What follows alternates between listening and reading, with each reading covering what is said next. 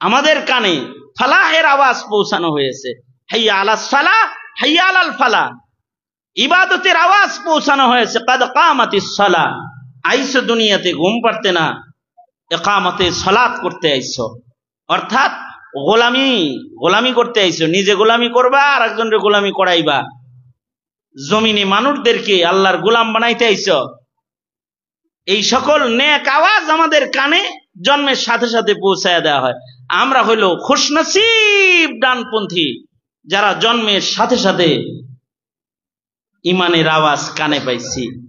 ওলামায়ে কেরামের মজমা কায়েম হয়েছে, এখানে আমরা একত্রিত হতে পেরেছি, বসতে পেরেছি, শুকরিয়া আলহামদুলিল্লাহ। হযরত উলামায়ে কেরাম গুরুত্বপূর্ণ নসিহত করেছেন। আমি সংক্ষিপ্ত কিছু কথা বলবার জন্য আপনাদের সামনে বসেছি। খুব সংক্ষেপে কিছু কথা। পৃথিবীতে ইলম যতদিন থাকবে আর উলামা যতদিন থাকবে ততদিন পৃথিবীতে দ্বীন থাকবে। যেদিন ইলমের চর্চা থাকবে না, তালিম তাআল্লুম এবং উলামায়ে কেরামের জিম্মাদারি উলামায়ে দ্বীন আদায় করবে না, তখন দ্বীন থাকবে না। যখন দ্বীন থাকবে না তখন দুনিয়া থাকবে না। দুনিয়ার রূহ হইল দ্বীন, দুনিয়ার রূহ হইল দ্বীন। দ্বীন নাই তো এমন দ্বীনহীন দুনিয়ার মূল্য আল্লাহ পাকের কাছে নাই। এ কারণেই দ্বীন শিক্ষা দেওয়ার জন্য, আল্লাহ পাকের পছন্দ, আল্লাহ পাকের মনোনীত বিধান শিক্ষা দেওয়ার জন্য যুগে যুগে আল্লাহ তাআলা নবী রাসূল প্রেরণ করেছেন। নবীরা পৃথিবীতে দ্বীন কায়েম করেছেন। এই সিলসিলায় আমাদের নবী, পেয়ারা নবী মুহাম্মদুর রাসূলুল্লাহ সাল্লাল্লাহু আলাইহি ওয়াসাল্লাম শেষ নবী এবং শ্রেষ্ঠ পয়গম্বর হিসেবে পৃথিবীতে আগমন করেছিলেন। নবী আলাইহিস সালামের পরে কিয়ামত পর্যন্ত আর কোন নবীর আগমন হবে না। তবে দ্বীন কায়েমের জন্য, দ্বীন বোঝানোর জন্য দ্বীনে ইলম যেটা নবীদের মাধ্যমে আসছে, আমাদের নবীজিকে আল্লাহ তাআলা ওই ইলম সর্বোচ্চ দান করেছেন। নবীজি বলেন, উতীতু ইলমাল আউয়ালিন ওয়াল আখিরিন, একেবারে শুরুর ইলম, মাজির ইলম এবং মুস্তাকবিলের ইলম। পৃথিবী সৃষ্টি, আল্লাহ পাকের মাখলুকাতের সৃষ্টির থেকে শুরু করে, সৃষ্টির শুরু থেকে সৃষ্টির শেষ পর্যন্ত যত ইলম আছে মাজি মুস্তাকবিলের, সব ইলম আল্লাহ তাআলা নবীদের মধ্যে একজনকে দান করেছেন। তিনি হলেন আপনার আমার নবী, পেয়ারা নবী মুহাম্মদুর রাসূলুল্লাহ সাল্লাল্লাহু আলাইহি ওয়াসাল্লাম। নবীজি এই ইলম নিয়েই শিক্ষক হইয়া ইলম শিখাইতে জমিনে আগমন করছেন। বুইসতু মুআল্লিমান উতীতু ইলমাল আউয়ালিন ওয়াল আখিরিন। নবীজির খাতমে নবুয়তের এটা একটা দলিল যে নবীর পরে নবীর ইলমের হেফাজত হইতেছে। ইতিপূর্বে কোন নবীর ইলমের হেফাজত হয় নাই, কিন্তু আমাদের নবীজির ইলমের হেফাজতের জিম্মাদার আল্লাহ নিজে হইছেন। ইন্না নাহনু নাযালনা যিকরা ওয়া ইন্না লাহু লাহাফিজুন। কিয়ামত পর্যন্ত আমাদের নবীজির রেখে যাওয়া ইলম গুলাকে হেফাজত করবেন খোদ আল্লাহ পাক নিজে। আল্লাহ পাক নিজে এটার হেফাজত করবেন। সারা দুনিয়ার সব মানুষ মিলেও কাফের মুশরিকরা ইলম মিটায় দিতে পারবে না, কারণ এর হেফাজতকারী আল্লাহ তাআলা। যাদেরকে আল্লাহ তাআলা ইলম হেফাজতের জন্য মনোনীত করছেন, যারা আল্লাহর কাছ থেকে ইলম হেফাজতের দায়িত্ব নিছে, তারা হলো ইনসান। এই ইনসান যখন দায়িত্ব আদায় করবে না, তো আল্লাহ তাআলা ইনসানের জন্যই খেদমতের এই পৃথিবীর সাজসজ্জা যা আল্লাহ রাখছেন, সৃষ্টি করছেন, এগুলো কিছুই আল্লাহ তাআলা রাখবেন না। কারণ ইনসান নিজেরা জিম্মাদারি গ্রহণ করার পরেও যখন ইলমের হিফাজত ছেড়ে দিবে, আল্লাহ তাআলা তাদেরকে ছেড়ে দিবেন, তো কিয়ামত হয়ে যাবে, সেদিন কিয়ামত সংগঠিত হবে। কারণ এই ইলমের হিফাজতের দায়িত্ব আল্লাহ আকাশে দিছিলেন, আকাশ নেয় নাই। জমিন রে দিছিলেন, জমিন নেয় নাই। হামালাহাল ইনসান, মানুষ এটাকে গ্রহণ করেছে। ইন্না আরাদনাল আমানাতা আলাস সামাওয়াতি ওয়াল আরদি ওয়াল জিবাল ফাআবাইনা আন ইয়াহমিলনাহা ওয়া আশফাকনা মিনহা ওয়া হামালাহাল ইনসান ইন্নাহু কানা যালুমান জাহুলা। দায়িত্ব নিয়ে দায়িত্ব আদায় না করার কারণে জালেম, আর দায়িত্বহীনতার ক্ষতি না জানার কারণে জাহেল। জলুম বলেও গালি দিছে, জাহেল বলেও গালি দিছে। একটা এই দায়িত্ব নিয়া এই দায়িত্ব আদায় না করা, এটা তো জুলুম করা। এই জুলুম মানুষ করবে, আর দায়িত্ব আদায় না করলে যে যার কাছ থেকে দায়িত্ব নিয়েছে তার রাগ আর গুচ্ছার পরিমাণটা কি, ধ্বংসাত্মক অবস্থাটা কি, এই সম্পর্কে মানুষ বড় জাহেল। এ কারণে মানুষ গাফেল। এ কারণে কোথাও কোথাও আল্লাহ গাফেল বলেও মানুষকে গালি দিচ্ছে, তোমরা গাফেল। সুতরাং এই দ্বীনের হিফাজত, ইলমের হিফাজতের মাধ্যমে দ্বীনের হিফাজত হবে। কারণ ইলম হইল চোখ, চোখের সাথে ইলমের তুলনা। ইলম থাকবে না তো হালাল হারাম দেখার চক্ষু থাকবে না, ন্যায় অন্যায় দেখার চক্ষু থাকবে না ইলম না থাকলে। আর ইলম থাকবে তো জান্নাত জাহান্নাম দেখার চোখ থাকবে। এ কারণে যাদের ইলম হাসিল হয় তারা দোজখ জান্নাতের রাস্তা সুস্পষ্ট দেখতে পায়, জাহান্নাম থেকে বেঁচে তারা হাজারো কোরবানির মাধ্যমে জান্নাতের পথে তারা কদম কদম হাইটা যায়। এই কারণে এই ইলম সবার দরকার। তলাবুল ইলমি ফারিদাতুন আলা কুল্লি মুসলিম, সব মুসলিম নর ও নারীর উপরে ইলম শিক্ষা করা ফরজ। কারণ ইলমহীন হইলে চক্ষুহীন হয়ে যাবে। চোখওয়ালা আর চোখ ছাড়া দুইজন সমান না। আল্লাহ বলেন লা ইয়াস্তাবিল আ'মা ওয়াল বাসীর, লা ইয়াস্তাবিল আ'মা ওয়াল বাসীর। চোখওয়ালা চোখ ছাড়া এই দুইজন যেমন সমান না, তার মানে ইলিমওয়ালা আর ইলিম ছাড়া এই দুইজনও সমান না। কারণ ইলিমওয়ালা চোখওয়ালা যেমন দুনিয়ার পথ দেখতে পায়, ইলিমওয়ালা ইলমের চোখ দিয়া আখিরাত দেখতে পায়, জান্নাত দেখতে পায়, জান্নাতের পথ দেখতে পায়, আল্লাহকে দেখতে পায়, আল্লাহ পাকের নিয়ামত দেখতে পায়। এইটা তো সব মানুষের উপরে শিক্ষা গ্রহণ করা ফরজ। অতটুকুন পরিমাণে ইলিম তো সব মানুষের শিখতেই হবে। যদি এই ইলিমটুকুন না শিখে, তাইলে জেহালাত আর মূর্খতার কারণে, ইমানের ঘরে জন্মগ্রহণ করে মূর্খতার কারণে বেঈমান হয়ে কবরে চলে যাবে। অথচ জন্ম হবে ইমানের দস্তরখানে। কারণ ইলমের অভাবের কারণে বামপন্থী হয়ে যাবে। ইলম থাকলে ডানপন্থী হওয়া যায়। কারণ ইলম মানুষকে জান্নাতের পথ দেখায়। আর ইলম যদি না থাকে তখন সে বামপন্থী হয়ে যায়, মূর্খতার কারণে বামপন্থী হয়ে যায়। বামপন্থী যারা দুনিয়াতে, মানুষ মোট দুই প্রকার, ডানপন্থী বামপন্থী। অর্থাৎ জান্নাতি জাহান্নামী। সব মানুষ দুই প্রকার, জান্নাতি জাহান্নামী। সব মানুষ হয়তো জান্নাতে যাবে ও ডানপন্থী, অথবা জাহান্নামে যাবে বামপন্থী। ডানপন্থী কারা? ডানপন্থী হলো ইন্নাল্লাযীনা ক্বালু রাব্বুনাল্লাহ সুম্মা ইসতাকামু, বলছে লা ইলাহা ইল্লাল্লাহ এবং এর উপরে ইস্তেকামতের সাথে মওত পর্যন্ত দাঁড়ায়া ছিল।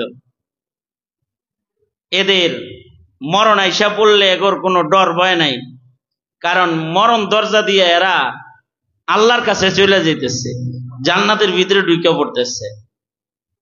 কারণ তাদের মৃত্যুর সময়ের ইস্তেকবাল হবে। দুনিয়ার রাজা বাদশারে আর কি ইস্তেকবাল মানুষ দেয়? দুনিয়ার এমপি মন্ত্রীরে কি ইস্তেকবাল দেয়? একটা জান্নাতি বান্দা যখন মরণ দরজা দিয়া জান্নাতের পথের পথিক হয়, তো তাতানাজ্জালু আলাইহিমুল মালাইকাতু আল্লা তাখাফু ওয়ালা তাহজানু ওয়াবশিরু বিল জান্নাহ, একেবারে স্লোগান দিয়া তা করে আল্লাহর জান্নাতের ভিতরে ঢুকায়া দেয়, যাও যাও আল্লাহর কাছে চলে যাও, জান্নাতে যাও। আজব এক ইস্তেকবাল হয় যারা ঈমানের উপরে যাদের ইন্তেকাল হয়। আব্দুল্লাহ ইবনে আব্বাস রাদিয়াল্লাহু আনহুমা রাইসুল মুফাসসিরিন ফিল ইসলাম, আব্দুল্লাহ ইবনে আব্বাস রাদিয়াল্লাহু আনহুমা বলেন যে ডানপন্থী মানুষ হইল তারা সবচেয়ে খুশনসিব ডানপন্থী, সবচেয়ে কপালওয়ালা ডানপন্থী হইল তারা যাদের জন্মই ঈমানের সাথে হয়ে যায় এবং তারা ঈমানের উপরে অটল থেকে জান্নাতে চলে যায়। পৃথিবীতে এখন দুই প্রকারের মানুষ জন্ম হয়। কিছু মানুষের জন্ম হয় মুমিনেরই ঘরে, আর কিছু মানুষের জন্ম হয় কাফেরেরই ঘরে। যার কাফেরের ঘরে জন্ম হয় ও জন্মসূত্রে দৌলতি ঈমান হারা হয়ে জন্মায় যায়, আর ঈমানের ঘরে যার জন্ম হয় জন্মসূত্রে জান্নাতি হিসেবে জন্মায়া যায়। এ কারণে আতফালুল মুমিনিন, আতফালুল মুসলিমিন যারা, এগুলা যদি জন্মের পরে সাথে সাথেও মারা যায় তো বিনা হিসাব জান্নাতি হিসেবে আল্লাহর জান্নাতে তাদের নামায়া দেওয়া হয়, জানাজা পড়া, এগুলো বিনা হিসাব জান্নাতি। আতফালুল মুমিনিন এরা হলো সবচেয়ে কপালওয়ালা ডানপন্থী জান্নাতি, খুশনসিব জান্নাতি এরা। আর সবচেয়ে বদনসিব দোজকি বামপন্থী হইল তারা যারা জন্ম হয় ঈমানের ঘরে, জন্মাইছে উলিদাফি নাসালিল মুসলিমিন, নসলে মুসলিমিন হিসেবে তার জন্ম হইছে, কিন্তু কাফের হিসেবে সে গণিত হয়ে মরে গেছে। তাকে গণনা করা হয় মরার পরে সে কাফের হিসেবে, নাস্তিক হিসেবে, বেঈমান হিসেবে, মুশরিক হিসেবে, কাদিয়ানি হিসেবে গণনা করা হয়। তো তখন হয় সে সবচেয়ে বদনসিব দোজকি, সবচেয়ে বদনসিব দোজকি এরা। এ কারণেই মুনাফিক যারা, এরা কাফেরের চাইতে খারাপ। ইন্নাল মুনাফিকিনা ফি দারকিল আসফালি মিনান নার, পরিচয় তো মুসলিম কিন্তু আসলে কাফের, মুসলিম পরিচয় কিন্তু আসলে কাফের। এ কারণে ওরা জন্মসূত্রে কাফের, যারা মুশরিক এগোর চাইতে এরা বেশি খারাপ। এ কারণে ইন্নাল মুনাফিকিনা ফি দারকিল আসফালি মিনান নার, দোজখের একেবারে নিম্ন জায়গায় আল্লাহ তাআলা এদেরকে রাখবে। এগুলো বদনসিব বামপন্থী এরা। আর খুশনসিব বামপন্থী হলো জন্মই হইছে দৌলতি ঈমানের সাথে। এবং আমরা খুশনসিব ডানপন্থী যে আমাদের জন্মই হইছে মুসলমানের ঘরে, মুসলিম বাবার ঘরে। আল্লাহু আকবার, মুসলিম বাপের ঘরে আমার জন্ম হইছে। কত বড় নিয়ামত এটা, যে জন্মের সাথে সাথে আমাদের ডান কানে আল্লাহ পাকের নামের আওয়াজ হইছে, ডান কানে আজান হইছে, বাম কানে ইকামত হইছে। সকল প্রকারের খায়ের এবং সকল প্রকারের বিজয় ও নিয়ামতের আওয়াজ আমাদের কানে, ফালাহের আওয়াজ পৌঁছানো হয়েছে। হাইয়া আলাস সালাহ, হাইয়া আলাল ফালাহ। ইবাদতের আওয়াজ পৌঁছানো হয়েছে, কাদ কামাতিস সালাহ, আইসো দুনিয়াতে ঘুম পাড়তে না, ইকামতে সালাত করতে আইসো, অর্থাৎ গোলামি করতে আইসো। নিজে গোলামি করবা, আর একজনের গোলামি করাইবা, জমিনে মানুষদেরকে আল্লাহর গোলাম বানাইতে আইসো।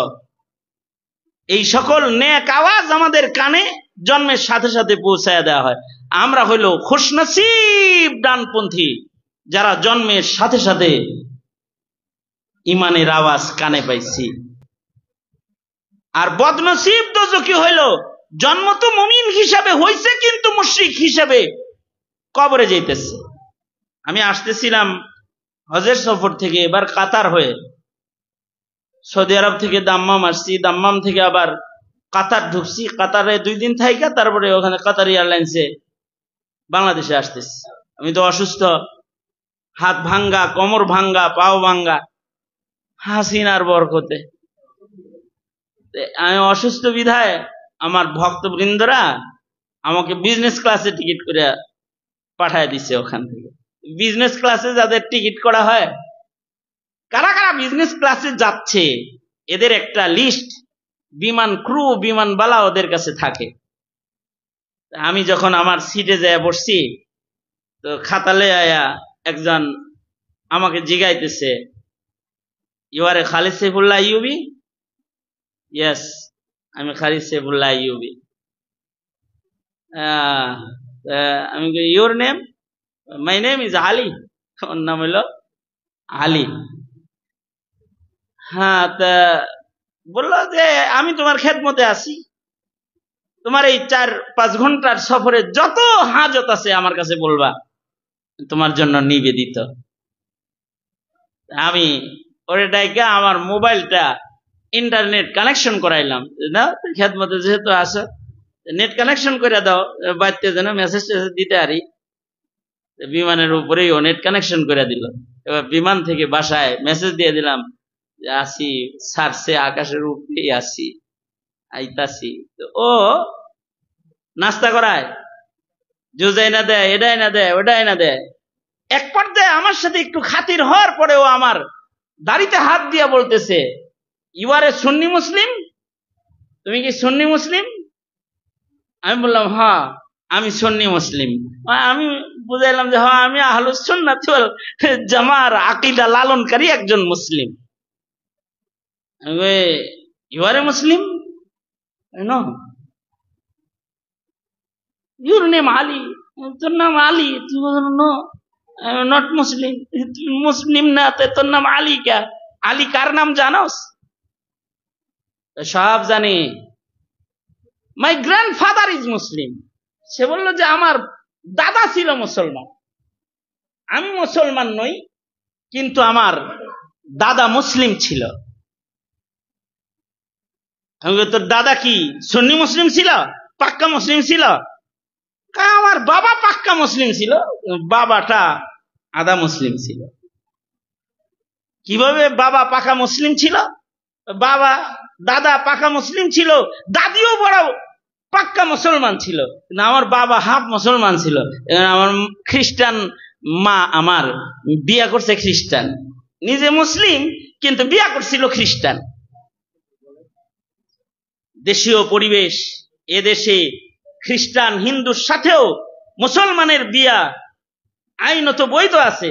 এ কারণে আমার বাপ তো খ্রিস্টান মহিলারে বিয়া করছে, কিন্তু যখন বিয়া শাদী করে ধরা খাইছে, বুঝে আলাইছে যে আমার তো ক্ষতি হইতেছে, তখন আমার আব্বা আমরা জন্মের পরে খলিফাতুল মুসলিমিনদের নামের সাথে আমাদের ঘরের সদস্যদের নাম রাখছে।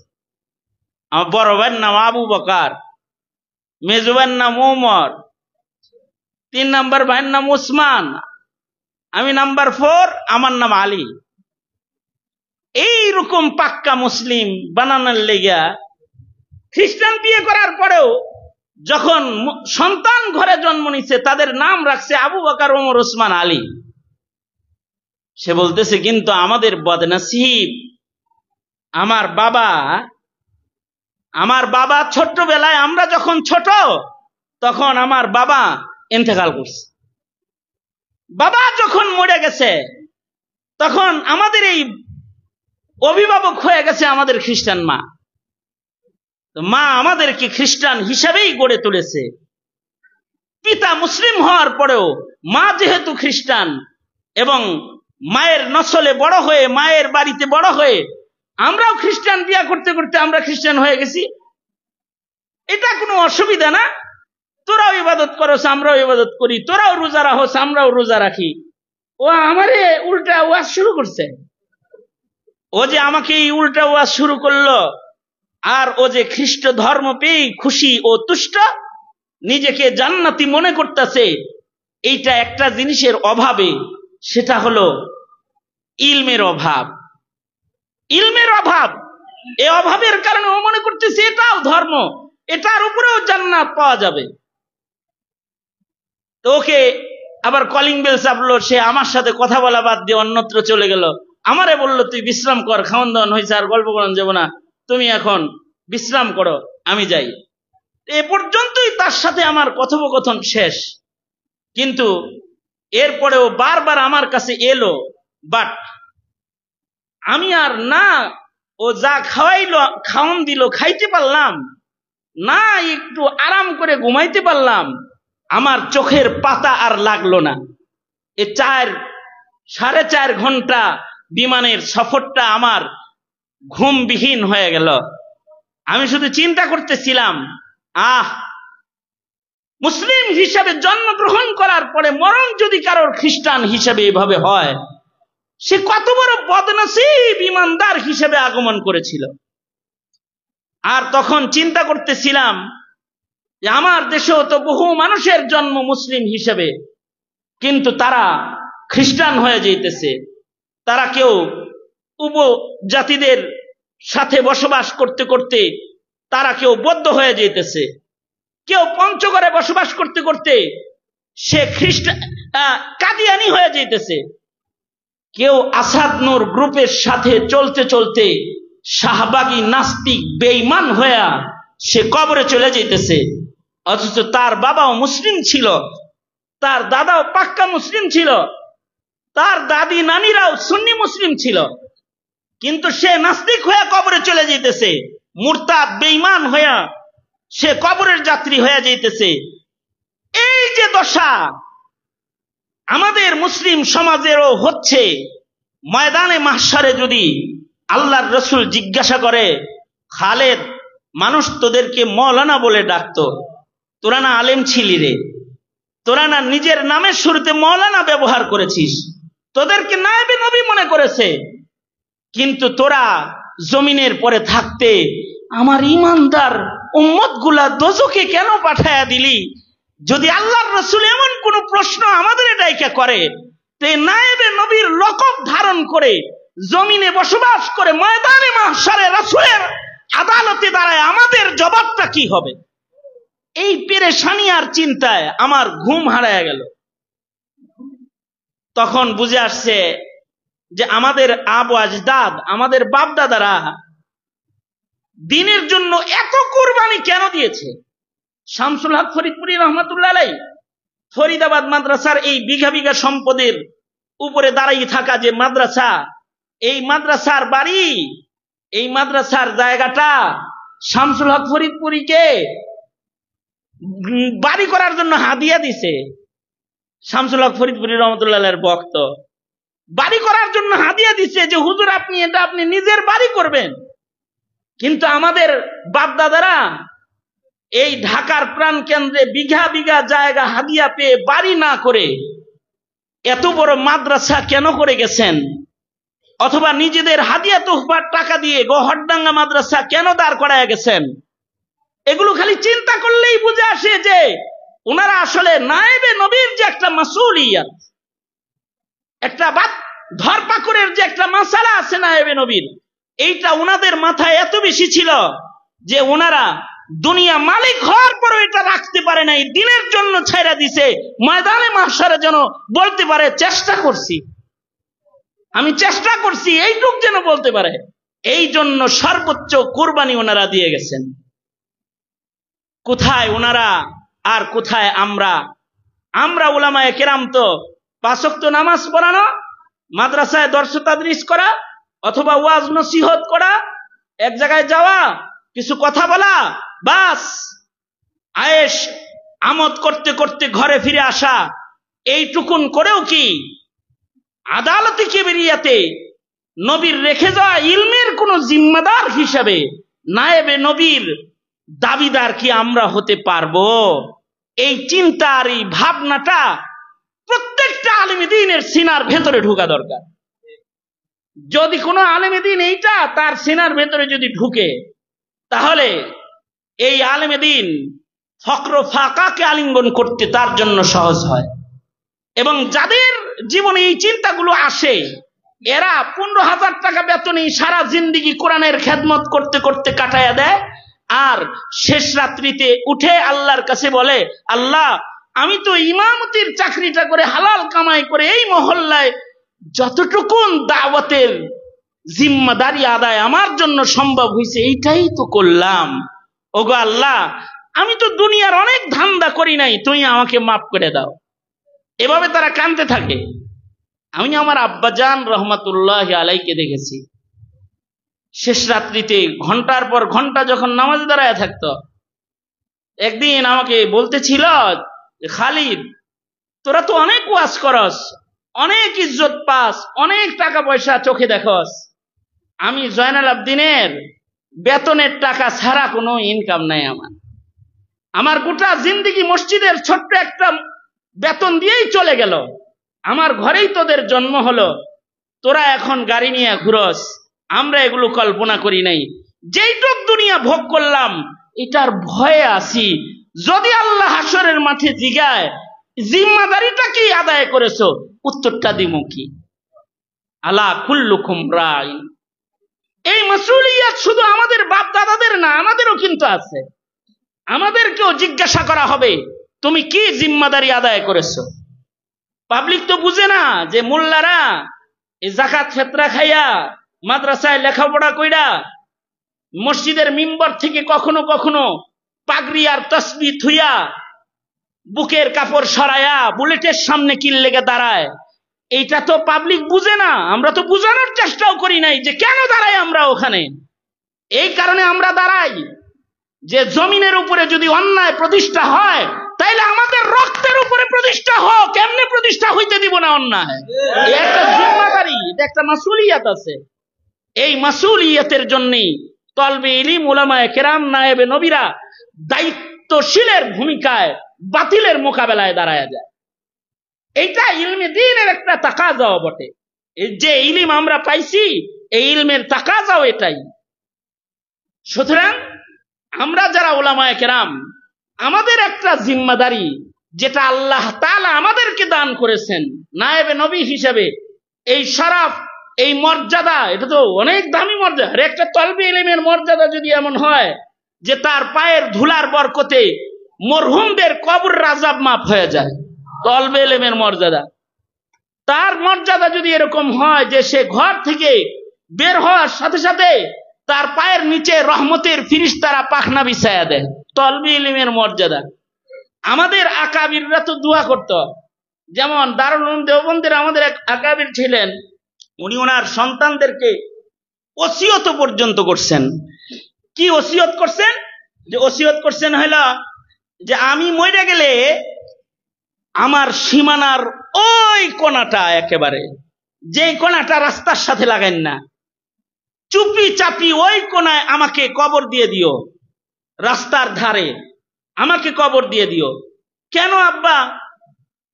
এত সুন্দর উঁচা জায়গা থাকলে ওই বাসতলা ঝাড় অথবা ময়লা আবর্জনার ওই কোণায় রাতের অন্ধকারে দাফন করতে কইতেছেন কি লেগা?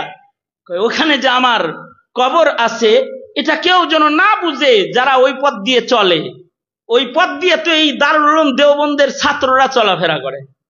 আমার মন বলে ওখানে যদি রাতের অন্ধকারে আমারে কবর দিয়ে দাও, তো দারুল উলুমের ছেলেরা যখন আমার কবরের উপর দিয়ে এখানে কোনো কবর আছে এটা না জেনে এই পথে হাঁটতে থাকবে, ওদের জুতার আওয়াজ যেখান দিয়ে ঘুরবে, এই জায়গায় কোনো কবরে আযাব হবে বলে আমার মনে হয় না। এখানে এমন জায়গায় আমারে দাফন করে দিও। যদি একটা তলবে ইলমের দাম হয় এত, তাহলে একটা আলেমের দাম কত? এ কারণেই তো ইন্নামাল উলামা ইয়াশফাউ ইয়াউমাল কিয়ামাহ, উলামারা ময়দানে মাহশারে ইয়াশফাউ ইয়াউমাল কিয়ামাহ আল উলামা, উলামায়ে কেরাম ময়দানে মাহশারে তো তারা শাফাআতকারী হবে। কেন তারা শাফাআতকারীর এত বড় পাওয়ার কেন পাবে? তারা পাবে এই কারণে যে তারা একটা জিম্মাদারি আদায় করছে, তাদের একটা জিম্মাদারি, এই জিম্মাদারির কারণে তাদের এত দাম। উম্মতের কাছে এই উলামায়ে কেরামের কদর যতদিন থাকবে ততদিন উম্মতের সাথে ইলমের সাথে সম্পর্ক থাকবে। আর এই উলামায়ে কেরাম যতদিন পর্যন্ত উম্মতের হক আদায় করবে ততদিন পর্যন্ত উম্মতের দ্বীনদারি ঈমানদারির হেফাজত হবে। যেদিন আদায় করবে না সেদিন আর এই পৃথিবী থাকবে না। এক সময় আল্লাহ আল্লাহ বলনেওয়ালা মানুষ খুঁজে পাওয়া যাবে না। দেখেন, আমরা তো এত দুর্বল, আমরা তো মসজিদের মিম্বরে বসে থাকি, আপনি আমি মসজিদের মিম্বরে বসে থাকি, কম আজ কম জুমার দিনের বয়ান যখন চলতে থাকে তখন আমরা একাই বলতে থাকি আর পাবলিকরা সবাই আমাদের কথা শুনতে থাকে। কিন্তু আমরা তাদেরকে আকীদাগতভাবে ডানপন্থী, আমলীভাবে ডানপন্থী, অথবা চিন্তা ভাবনা চিন্তা চেতনায় ডানপন্থী বানাইবার মেহনত আমরা করি না। আকীদাগতভাবে ডান, আকীদা সেক্রেটারি সারা জনম কুফরি আকীদা লয়ে এর পিছনে নামাজ পড়তেছে, আজ পর্যন্ত নিজের সেক্রেটারি আর সভাপতির আকীদা ঠিক করতে পারে নাই যে মাজার পূজা হারাম, অথবা তার পিছনে পয়লা কাতারের মুসল্লি হয়ে নামাজ পড়েছে বামপন্থী আকীদার কেউ, আজ পর্যন্ত এর এই আকীদাগত বাম হালত থেকে তাকে বের করে আনার দায়িত্বশীল মেহনত সে করে নাই। শুধু বছর চলে গেছে, ঈদ আসছে আর ছুটি গেছে, বোনাস পাইছে, ভালো বেতন, ভালো বেতনের জন্য অনেক সময় মসজিদ চেঞ্জ করে আলাইছে। কিন্তু তার পেছনে যে মুসল্লিগুলা নামাজ পড়লো তাদের আকীদাগত যে বামপন্থী হালত আছে এটা যে কাটা দরকার ছিল এটা কাটে নাই, অথবা আমলের ভেতরে যে বিদআত গুলো ছিল সেই বিদআত গুলো কোনো মৌলবী নায়েবের চেয়ারে বসে আছে কিন্তু সে এই বিদআত গুলোর থেকে জাতিকে বাঁচায় নাই, অর্থাৎ আমলি ভাবে তাকে ডানপন্থী বানায় নাই। শুধু তাই না, চিন্তা চেতনায়ও ডানপন্থী বানানো। আলেমদেরই মেহনত করতে হবে যে চিন্তা ভাবনায় যেন ডানপন্থী হয়। আমাদের বিপ্লব হলো মানুষের চিন্তা ভাবনায় ডানপন্থী মানুষ গড়ে তোলা, এটা আমাদের বিপ্লব, হেফাজতে ইসলামের বিপ্লব, এদেশের আলেমদের বিপ্লব। বামপন্থী কোন রাজনৈতিক ধ্যান ধারণার কোন কুসন্তান যেন মুসলমানের মাটিতে রাজনীতিও না করে। এটা খালি ইলেকশন করার জন্য আমাদের পদযাত্রা না, আমাদের প্রতিটা কদম কদম হলো ভাবনার জগতেও যেন বামপন্থী কেউ না থাকে। ভাবনার জগতে ডানপন্থী, ভাবনার জগতে বামপন্থী, এইটা কিন্তু কয়েক সময় চেনা যায়। এইটা চেনার জন্য কিছু জায়গা আছে। কারি তৈয়ব সাহেব রহমতুল্লাহ আলাইহি বলেন, ভাবনার জগতে ডানপন্থী আর বামপন্থী চিনবা। আমল তো অনেকেরই খারাপ আছে, কিন্তু আমালান যারা বাম, আমলি ভাবে যারা বাম, তাদের চাইতে তারা ভালো। যারা ভাবনার জগতে ডান, মানে ডানপন্থী ভাবনা নিয়ে যারা চলে তারা ভালো। এরা যদি কোনো সময় মানে মৌতের লগে একটু দেখা সাক্ষাৎ হয়ে যায়, জীবনের শেষ ভাগে যা হইল, এরা দাড়ি টুপি পাঞ্জাবি মসজিদের পয়লা কাতারকে নিজের জিম্মাদারি নিয়ে সে ইবাদত বন্দি করা শুরু করে দেয়, কারণ ওই ভাবনার জগতে ডান। এ কারণে শেষ বয়সে হইলেও এগুলো ঠিক হয়ে যায়। কিন্তু ভাবনার জগতে কেউ যদি নাস্তিক হয়, মুরতাদ হয়, বেঈমান হয়, ওইটা কবরেও যখন যায় তখন নাস্তিকতা করতে করতে কবরে চলে যায়, একেবারে নাস্তিকতা করতে করতে কবরে চলে যায়। ভাবনার জগতে আগের যুগের মানুষরা রাজনীতি করতো, কিন্তু তাদের ডানপন্থী ভাবনা ছিল। একেবারে জেনারেল সাধারণ মানুষ থেকে শুরু করে রাজনীতি যারা করত তারাও তাদের চিন্তাধারা বড় উন্নত ছিল। যেমন মনে করেন হাজ্জাজ ইবনে ইউসুফ ক্ষমতা লোভী রাজনীতিবিদ হাকিম ছিল বা ক্ষমতাধর বাদশা ছিল, এবং জালিমুন আকবার বলা হয় থাকে। ক্ষমতায় থাকার লেগা হাসিনা আর কি জুলুম করছে, হাসিনার অভিনয় আর কি ছিল, হাজ্জাজ বিন ইউসুফের অভিনয় ছিল আরো করা। সাহাবী মেরে আলাইছে ক্ষমতায় থাকার লেগা, সাহাবী মেরে ফেলেছে। হাসিনা তো অনেকরে মারার সাহস পায় নাই, মরবো ভাব তো তাড়াতাড়ি গেটের বাইরে বাইর করে দিয়েছে। যেমন আল্লামা জুনায়েদ বাবুনগরী রহমতুল্লাহ আলাইহি জেলখানায় যদি আবার মরে যায় এই জন্য মরার আগে তাড়াতাড়ি বাইর করে দিয়েছে, পরে দেখে যে আবার জেতা হয়ে নেতা হয়ে গেছে। কিন্তু হাজ্জাজ ইবনে ইউসুফ এত খারার উপরে সাহাবী মেরে ফেলেছে, কিন্তু চেতনার ভেতরে ডান ছিল, চেতনাটা ছিল ডানপন্থী। চেতনা ডানপন্থী হওয়ার কারণে এই হাজ্জাজ ইবনে ইউসুফ সে কিন্তু কোরআন শরীফের হরকত লাগানোর খেদমতটা আল্লাহ তাআলা হাজ্জাজ ইবনে ইউসুফকে দিয়ে করাইছে। এক সময় কোরআনে কারীমের জের জবর পেশ নুকতা হরকত এগুলো ছিল না, তো নুকতা ছাড়া কোরআন শরীফ ছিল, হরকত ছাড়া কোরআন শরীফ ছিল, নুকতার হরকত দিয়া বরুণ লাগতো। এই সারা দুনিয়ার জাহেলদেরকেও কোরআন পড়ার জন্য হরকতের খেদমত যেটা, এটা হাজ্জাজ ইবনে ইউসুফ করে গেছে। কিয়ামত পর্যন্ত সব মানুষ হ্যাঁ এই খেদমতের কারণে কোরআন পড়তে পারবে, জাহেলরাও কোরআন পড়তে পারে। কোন রকম কায়দা কানুন বুঝলে জের জবর দিয়া মোটামুটি বইরা যায় পারে। খেদমতটা করেছে হাজ্জাজ ইবনে ইউসুফ।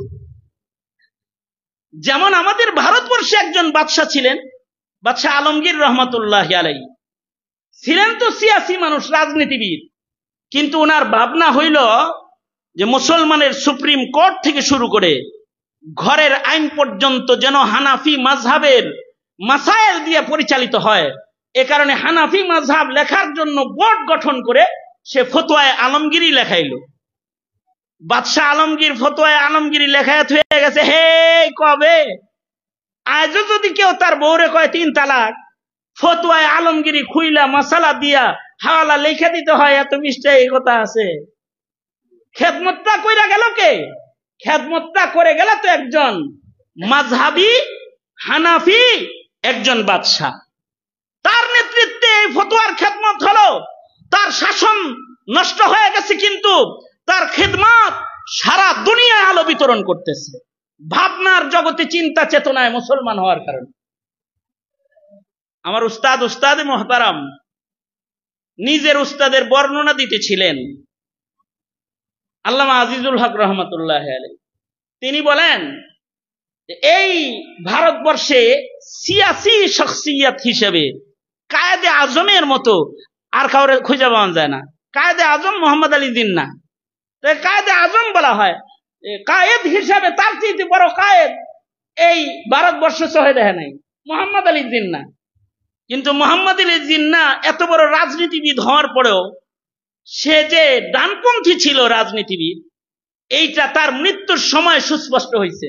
ভাগাভাগির সময় তার ভাবনা চেতনা অনেকে বুঝে নাই। কিরে ভারত এমনি দেয় কেন, কিরে পশ্চিম পাকিস্তান পূর্ব পাকিস্তান এমনি দেয় কেন, এভাবে পাঠে কেন, মানে সবাই ধৈরা উঠতে পারে নাই। কিন্তু ওনার মৃত্যুর সময় সবাই বুঝে ফেলেছে মোহাম্মদ আলী জিন্নাহ সে একটা ডানপন্থী রাজনীতিবিদ ছিল। কিভাবে?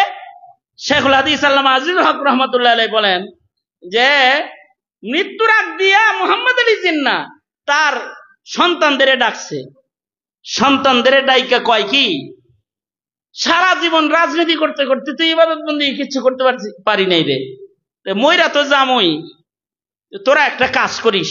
নিজের সন্তানদেরকে ওসিয়ত করছে, তোরা একটা কাজ করিস, সেটা হলো আমি মইরা গেলে আমার শেষ জানাজাটা এটা দেওবন্দি মুহাদ্দিস আলেমে দ্বীন আল্লামা শিব্বির আহমদ উসমানী দেওবন্দিকে ডাইকায় না আমার জানাজাটা একটু পড়াইয়া দিস। মরার সময় শেষ বিদায়টা একটা দেওবন্দি মৌলবীর জানাজা লয়ে মরতে চায়। এই যে বিশ্বাস, এই যে একটা আকীদা, এই যে একটা শেষ হালত তার, যে তার জীবনের জানাজাটা একটা দেওবন্দি আলেম দিয়া পড়াইতে চায়, এইটা তার দেওবন্দিয়াত আর আহলে সুন্নাত ওয়াল জামাত চিনা আর পরিচয় থাকার ভাবনার বরকতে এটা তার নসিব হইছে। যে শাব্বির আহমদ উসমানী রহমাতুল্লাহ আলাইহি মোহাম্মদ আলী জিন্না কায়েদে আজমের জানাজার নামাজ পড়াইছে। কিন্তু মুসলমানের ঘরে এখন এমন মানুষ জন্মায় যে তাদের জানাজা শাহবাগে হয়, শাহবাগে হয়, কোন দিকে ফিরে জানাজা পড়তে হইব তাও জানে না। তারা জানাজার নামাজ পড়ায়, জানাজার ইমামতি তারা করে দেয়। এই যে জাতির এই অবক্ষয়, এই অবক্ষয় থেকে জাতিকে তুলে আনবে কারা? তুলে আনবে হলো চক্ষুষ্মান যারা, তারা লা ইয়াস্তাবিল আ'মা ওয়াল বাসীর। এই চোখওয়ালা আর এই চোখ ছাড়াটা দুইটা কোনোদিন সমান হইতে পারে না। এই কারণে আজকে যে এই উলামায়ে কেরামের যে বৈঠক, আমি আমার ভাইদেরকে বলবো, আমি আপনাদেরকে লম্বা কোনো নসিহত শোনাইতে আসি নাই। আমি একটা দোয়া আপনাদের কাছ থেকে নিতে আইছি, যে আমার বাপ দাদারা যে ডানপন্থী হইয়া নায়েবে নবীর জিম্মাদারি পালন কইরা তারা যেভাবে কবর পর্যন্ত চলে গেছে, আমি তো একটা পেরেশানিতে আছি এখন, যে আমার শুরু যাই হইছে, আমার শেষ না জানি কি হবে। আকল মন্দু সে কিয়া পুছু कि मेरी इब्तिदा क्या है कि मैं इस फिक्र में रहता हूं मेरी इंतहा क्या है। আমি এখন চিন্তা করতেছি, এক সময় তো আমার এই সব দাড়ি কাঁচা ছিল, এখন সিংহভাগ সাদা হয়ে গেছে। এক সময় আমার দেহে শক্তি ছিল, এখন সিঁড়ি উঠতে আমাকে ধরতে হয়। আমার তো বিদায়ের পালা এখন। এখন আমার চিন্তা হইল, আমি কি ডানপন্থী মেহনত কতটুকুন করতেছি, আমার মেহনত গুলো আল্লাহর কাছে কবুল হইতেছে কিনা, আর আমার মেহনত গুলো কবুল হওয়ার জন্য আপনাদের মতো ভালোবাসার কিছু মানুষের দোয়া আমার নসিবে দরকার। এজন্য আপনারা উলামায়ে কেরাম, আপনাদের কাছে আমি এই দোয়াটা নিতেই আসছি। আপনাদেরকে ওয়াজ নসিহত করে অনেক কিছু দেওয়ার জন্য না, আপনাদের একটা দোয়া নেওয়ার জন্য, যে আমার জিন্দেগির শেষ ভাগটা যেন আমার আবু আজদাদ পিতৃপুরুষদের মানহাজের উপরে, দেওবন্দি চেতনার উপরে যেন আমার জীবনের শেষ নিঃশ্বাসটা হয়। আর আপনাদেরকেও এই সবকটা ইয়াদ করাইতে এসেছি। আপনারাও এই ফিকিরমন্দ হালাত নিজের ভেতরে আনেন, যে আমাদের কিন্তু একটা মাসউলিয়ত জিম্মাদারি আছে। ময়দানে মাহশারে আমরা যেন নবীজির সামনে শর্মিন্দা হয়ে না যাই, অথবা আদালতে কিবরিয়াতে আমাদের নায়েবে নবীর এই পরিচয় যেন মাখদুশ না হয়, এটা যেন কলঙ্কের কারণ না হয় আমাদের। এই চিন্তাটা আপনাদেরকেও স্মরণ করায় দেওয়ার জন্য এই দুই চারটা কথা বললাম। ধন্যবাদ জানাই এই অত্র বাড়িধারা, অত্র এরিয়ার উলামায়ে দ্বীনদেরকে, যারা এমন একটা মহৎ উদ্যোগ গ্রহণ করেছেন, যে নিজেরা কিছু ইলমি মুজাকারা হওয়া, নিজেরা কিছু নসিহা গ্রহণ করার ফিকির করা। এই যে বৈঠকটা হয়েছে, যারা এই ইত্তেহাদুল মাদারিসের জিম্মাদারিতে দায়িত্বে আছেন, আমি তাদেরকে ধন্যবাদ জানাই। আল্লাহ তাআলা তাদেরকে এমন একটা বরকতপূর্ণ অনুষ্ঠান করার উত্তম জাযা আল্লাহ তাদেরকে দান করুন।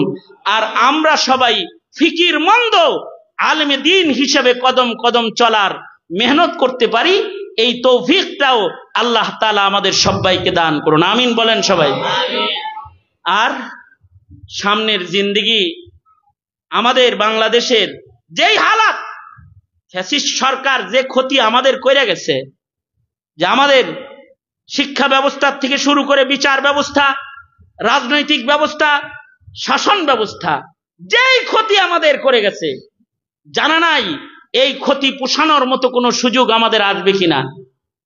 আবার 3 দিনের মেহমান সরকার, এরাও কিন্তু আমাদেরকে ঘাড়ের উপরে মানবাধিকার কমিশনের অফিস বসায়া আমাদের সমাজে হিন্দু বৌদ্ধ মুসলিম বিবাহর বৈধতা আর সমকামিতার বৈধতা দেওয়ার জন্য তারা মুসলমানিত্ব কবর দিয়ে পশ্চিমাদের কালচার এই জমিনে চালু করার জন্য অলরেডি তাদের আগমন কিন্তু সরকারি ছত্র ছায়ায় হয়ে গেছে।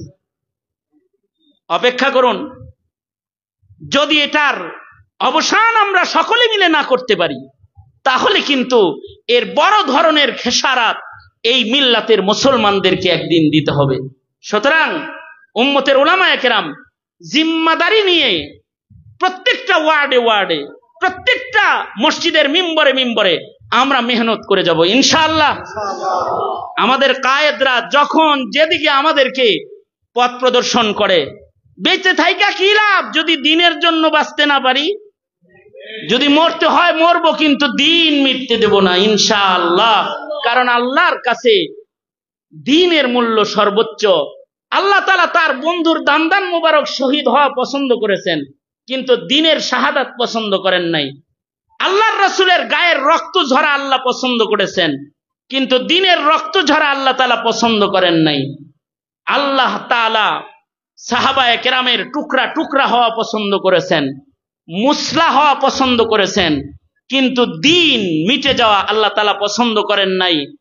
এই ইতিহাসের উপরেই সেই তায়েফ থেকে শুরু করে উহুদ, বদর, খন্দক হয়ে ফতেহ মক্কা পর্যন্ত সাহাবায়ে কেরাম দ্বীনের যে নজরানা পেশ করেছেন, এই নজরানাগুলো দলিল হলো আল্লাহর কাছে মানুষের হায়াতের চাইতে দ্বীনের মূল্য বেশি। কে কথা বলেন না কেন? মানুষের হায়াতের চাইতে দ্বীনের মূল্য বেশি।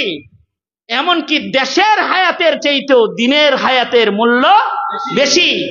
এ কারণেই আফগানিস্তানে মোল্লা উমরেরা ওরা দেশ দিছে, দ্বীন দেয় নাই। এক সময় দ্বীনের উপরে দাঁড়িয়ে তারা দেশকে আবার দ্বীনের মশাল দিয়ে সুসজ্জিত করেছে। এই কুরবানি এটা উলামায়ে দ্বীনদেরকেই দিয়ে যেতে হবে। আল্লাহ আমাদেরকে তৌফিক দান করুন, আমিন বলেন সবাই। আল্লাহ তাআলা এই ইত্তেহাদকে কবুল মঞ্জুর করেন, প্রত্যেকটা আলেম দ্বীনকে কবুল করেন। আজকে আসার কথা ছিল মুর্তজা হাসান ফয়জি সাহেবের মাদ্রাসায় একটু সমস্যা, দুর্ঘটনা, এ কারণে মুসিবতে আছে। আমরা সবাই দোয়া করি আল্লাহ তাআলা ফয়জি সাহেবের সমস্যার সমাধান করে দেন। আর আমরা যারা বসেছি আমাদের সবাইকে আল্লাহ তাআলা কবুল করেন। আমিও একটু যাইতে হবে, তারা আছে, তাই আজকের মতো এই প্রচন্ড গরমের ভেতরেও আপনারা যারা আমার এই সংক্ষিপ্ত নসিহা শুনলেন, দোয়া করি আল্লাহ তাআলা সংক্ষিপ্ত নসিহাত থেকে আপনাদেরকে আমাদেরকে সকলকে সবক গ্রহণ করার তৌফিক দান করেন, আমিন।